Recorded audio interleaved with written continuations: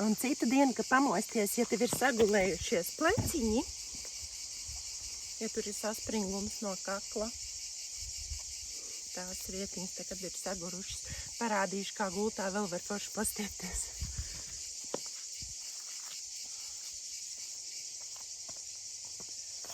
Tu mosties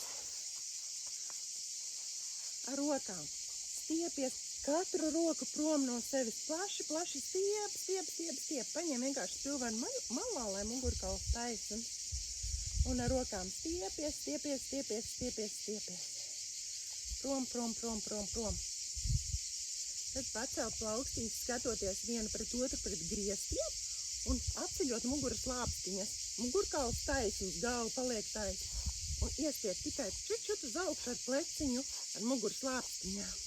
Tā brīvi pakustiņu pacilā, lai viņš tur iekustās. Ok, tad nākošais variants. Griezies ar celīšiem smuku saliekt uz sāniņu un roku, rekur no plaukstiņas gar plaukstiņu slidinām. Uz vienu pusīt un stiepies prom. Tagad atveries ar pleciņiem.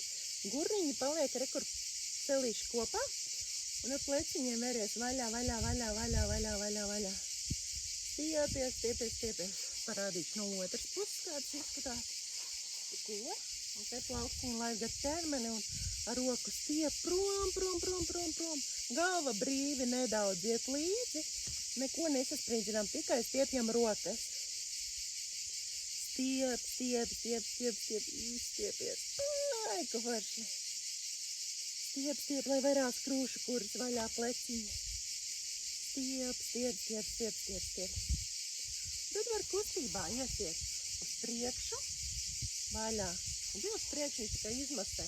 Pastiep muguriņu, pastiepjās muguriņu un atverās. Muguriņa pleciņš.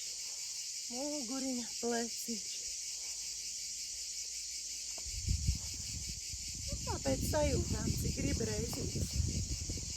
Tad, kur man plaukstiņa paslīd tālāk, lai iestieptu tur muguriņā. Un vaļā.